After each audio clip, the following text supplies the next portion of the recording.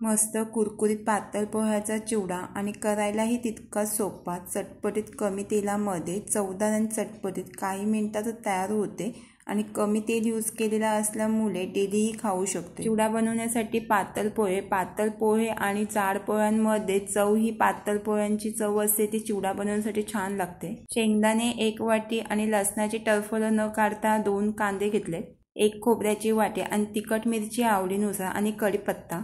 लसणाची टरफलं का काढून नाही घ्यायच्या, जी लसणाची टरफलांमध्ये जी चव लागते, टेस्ट येते, ती अशी लसणाची सालं काढून जी टेस्ट येते ती वेगळी येते आणि टरफल्यांसकट घेतलेली ती चव वेगळी येते। 2 कांदे मी लसणाचे घेतलेत, पाकल्या सोडून। याप्रमाणे लसणाच्या पाकल्यानं प्रेस करून घ्यायचा आहे, एकदमही प्रेस करून आणि किमा करून घ्यायचा नाही आहे। ज्याप्रमाणे आपण पेस्ट तयार करून घेतो लसणाचं त्याप्रमाणे करून घ्यायचं नाही आहे, प्रेस नॉर्मल करून घ्यायचं आहे। आपल्याला फक्त फोडून घ्यायचं आहे, क्रॅक करून घ्यायचं आहे लसूण। ज्यावेळी आपण तेलामध्ये फ्राय करतो ना क्रॅक केलेला लसूण, त्यावेळी टेस्टही छान येते आणि कुरकुरीत क्रंची असं तेलामध्ये फ्राय होतोय। आपण या चिवड्याला लसूण पोहा चिवडाही म्हणू शकतो आणि लसूण मिक्स केलेले असल्यामुळे छान आणि चवदार आणि चटपटीत लागतोय पोहा चिवडा। याप्रमाणे लसूण क्रॅक करून घ्यायचं आहे आणि जर तुम्ही लसूण खात नसाल तर स्किप करू शकता। तिखट मिरची आवडीनुसार मी 4 मिरच्या घेतल्या, देंठेल काढून घ्यायच्या आणि बारीक बारीक कट करून घ्यायचे। मिरची मोठ्या मोठ्या तुकड्यांनी कट करून घेतल्या तरी चालते, पण मध्येतून फाडून आणि मग मोठ्या मोठ्या तुकड्यांनी कट करून घ्यायचे। पोह्यांचा चिवडा थोडा तिखट स्पायसी असेल ना तर चवीला छान लागतो आणि चटपटीतही लागतो आणि तिखट मिरची तुमच्या आवडीनुसार घ्या। नारळ बारीक पातळ स्लाइसने कट करून घ्यायचं आहे। माझ्याकडे मशीन आहे, त्याच्यामध्ये मी कट करून घेते। जसं तुम्हाला नारळाची कवर पातळ कट करता येईल त्याप्रमाणे कट करून घ्यायचं आहे, नाहीतर सुरीच्या साहाय्याने नाहीतर कैचीच्या साहाय्याने बारीक पातळ कट करून घ्यायचं आहे। पातळ स्लाइसने कट करून घेतल्याने चिवड्यामध्ये खायला छान लागतोय। अर्धी वाटी लांब बारीक कट करून घेतलाय।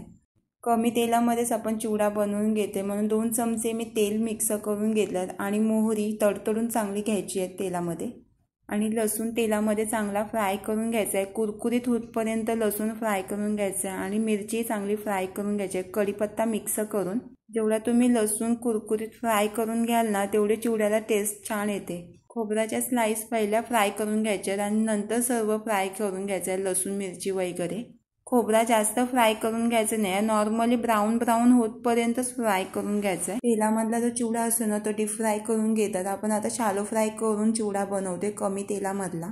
1/3 टीस्पून हळद मिक्स करून यामध्ये भाजलेली चणा डाळही मिक्स करून घ्या, मी विसरले मिक्स करायला। शेंगदाणे वगैरे सर्व क्रंची कुरकुरीत करून घ्यायचे, शॅलो फ्राय याप्रमाणे करून घ्यायचे। पोहे न भाजता न गरम करता पोह्यांचा चिवडा छान असा कुरकुरीत क्रंची होते। गॅसची फ्लेम मिडियमवर ठेवून पोहे मिक्स करून घ्यायचे। गॅसची फ्लेम मिडियमवर ठेवून पोहे चांगले गरम करून घ्यायचे, कुरकुरीत क्रंची होतील असे याप्रमाणे। आणि पोहे मी एकदाच मिक्स करून नाही घेतलेत, कारण की मला पोह्यांचे 2 कलर पाहिजे म्हणून, एक येलो आणि व्हाईट म्हणून।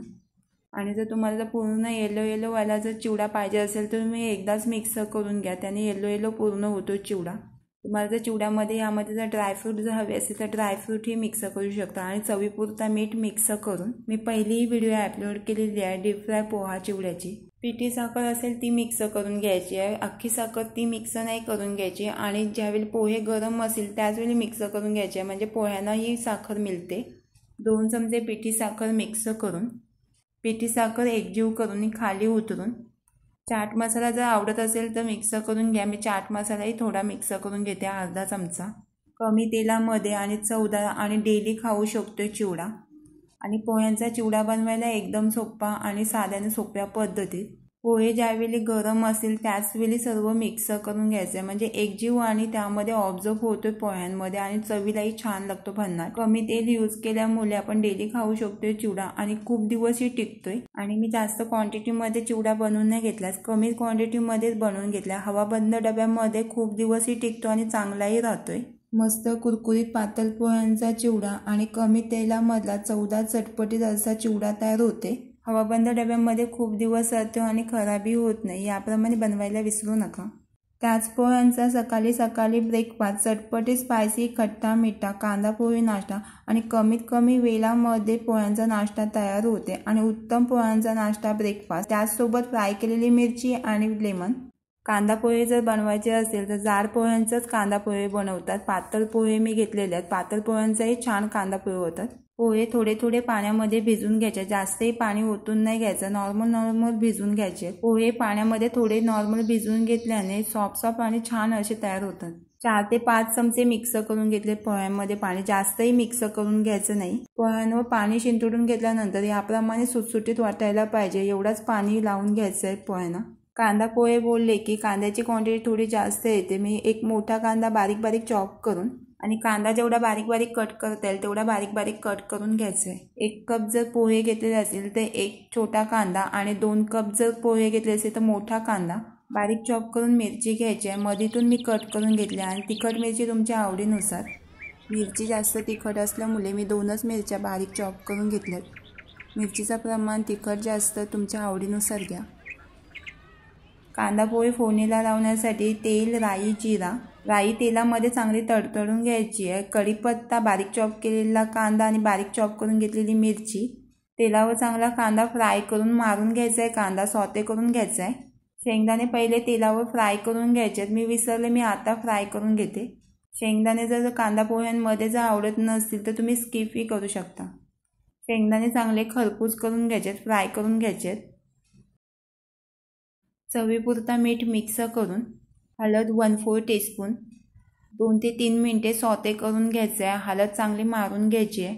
भिजवलेले पोहे मिक्स करून, पोहे भिजवताना जर जास्त पाणी जर मिक्स केलेलं असेल ना तर उंडे तयार होतात, याप्रमाणे असा सुसुरीत कांदा पोहे तयार नाही होणार। कांदा पोहे मिक्स करून घ्यायचे, एकजीव करून घ्यायचे।